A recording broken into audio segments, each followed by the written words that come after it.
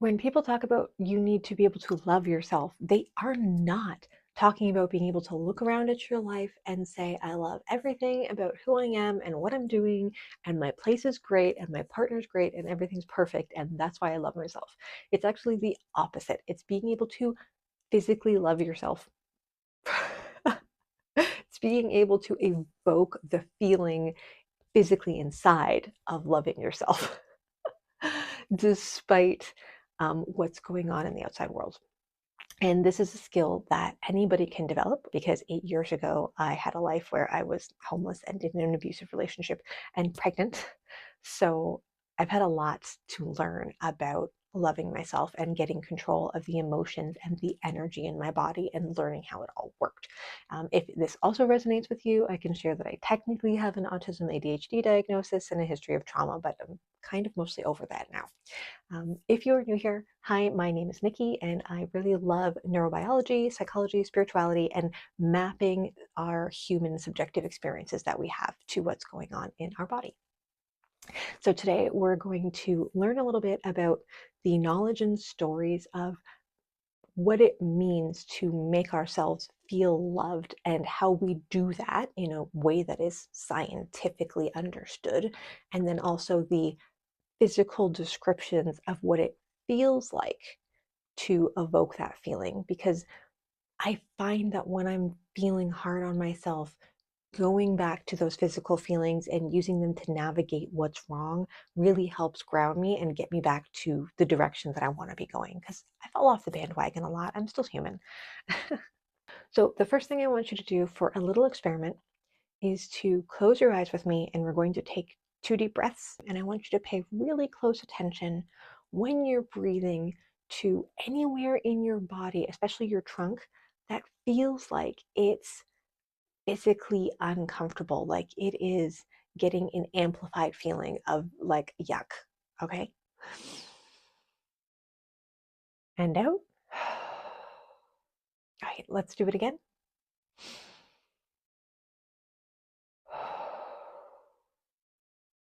Now, when I was waking up this morning and thinking about the video that I wanted to make, which was going to be on confidence, and feeling what was in my body, I felt a lot of discomfort in my chest. So I was like, oh, what I need to do is love myself. Because if you want to think about it in the sense of chakras, the chest is the heart chakra. And if you want to think about it in the sense of science, what are labeled chakras as early science are what's modern science now labels as important points on your nervous system, especially because there's endocrine production going on right there, which is hormone production, which is chemicals that can make you feel awesome, or chemicals like cortisol that can make you feel pretty awful about yourself. So when we feel love for ourselves, it physically feels like we take that deep breath and let it go, and it feels clear. It feels like it doesn't hit on any blocks, any yucky feelings. It feels deep and spacious, and we feel light and connected with ourselves. If we really deeply go into this love feeling, that's when we hit things like open-heartedness, which I only found out 2 years ago is an actual physical feeling that you can have. I had no idea. But it is. And that's not the level of love that we need to be going for when we start. That's a hard thing, I think, for a lot of people to learn how to hit, unless you hit, those puppy love states or you're using drugs or something like that. But those are things you can make yourself feel without drugs or puppy love, which is pretty freaking cool. Right now, we're just going for that feeling of clarity when we take a nice deep breath. And there are lots of things that we can do to help this feeling. Physical exercise makes us feel a lot better and a lot clearer, even if that first couple steps can be hard. If we're just sitting around though, or we're stuck on the bus and we realize that we're thinking all these awful thoughts about ourselves, we need to do something about it. If we want to redirect those thoughts, we have to redirect those feelings. And if we want to redirect those feelings, we can't always do it by, playing a game or buying something or eating a piece of chocolate. There's nothing wrong with any of those, but we don't want to have to rely on things in the external world to be the pill that makes us feel better, because it's not necessary. And it leaves us stuck always needing to get another pill when our heart is hurting because nobody taught us how to make it feel better on our own, which is like the most magical thing in the freaking world. I'm going to spin you a story of science and myth and reality. If you decide you like it and you want to keep building this story into your brain, this is going to give you a perception of yourself and other human beings that is going to make your life way easier to be loving and forgiving and understand how human beings work.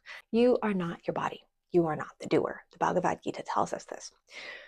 What is happening is that your amazing human body has two electrical systems in it, scientifically speaking. The first is the nervous system and, neurons and cells firing with little tiny bits of electricity. And the second is an electromagnetic field called the bioelectric field, which kind of looks like the aura. Not that that's my thing, but basically you are electricity. And the electricity flows through you and does stuff. You don't have to grow your hair. You don't have to make your heart beat. You can almost say, your body is the wild animal that modern society makes you tame, makes you teach it all these things so that it can function the way it needs to in society. And if you can't teach your body to function and do certain tasks and think certain ways, then you struggle in society because it's just a wild animal. It's your like pet human that you need to take care of. And you are like the ghost in the machine. And you're basically only in charge of directing the body. Sometimes, usually it's running on autopilot, right?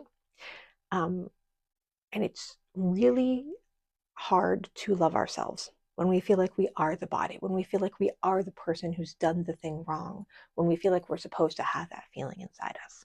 And this separation allows us to feed love to the body.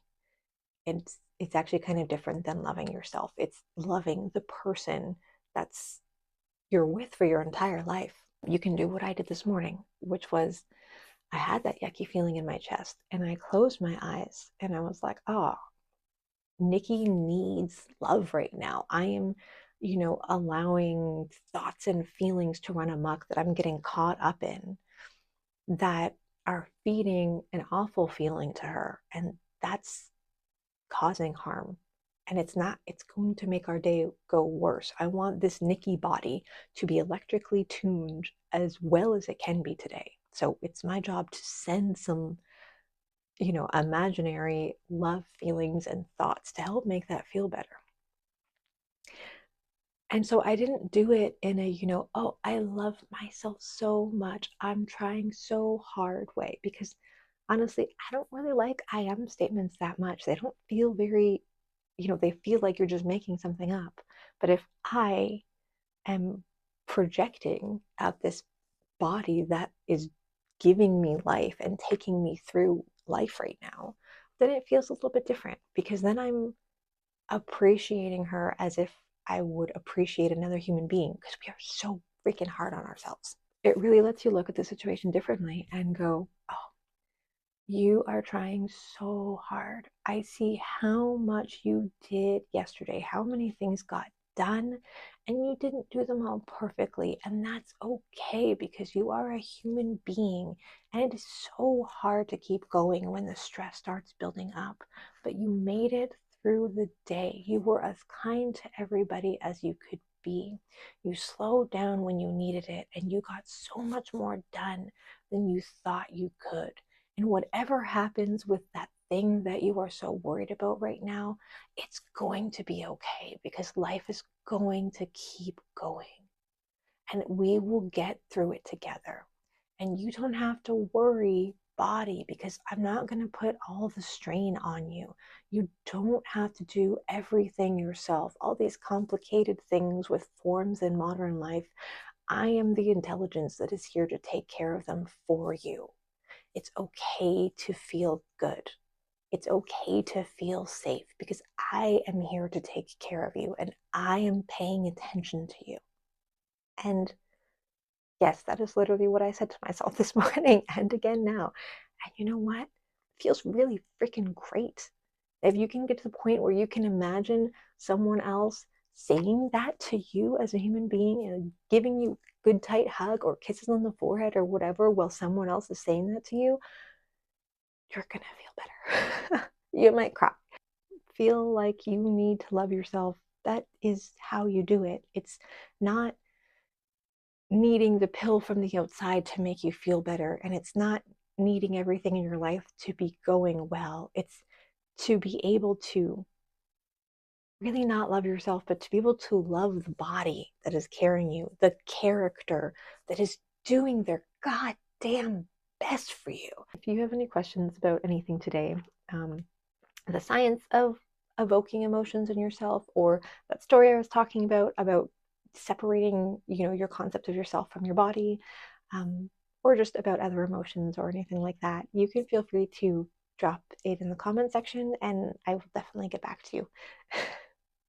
I need to go get ready for my son's 8th birthday party today. Have a good day.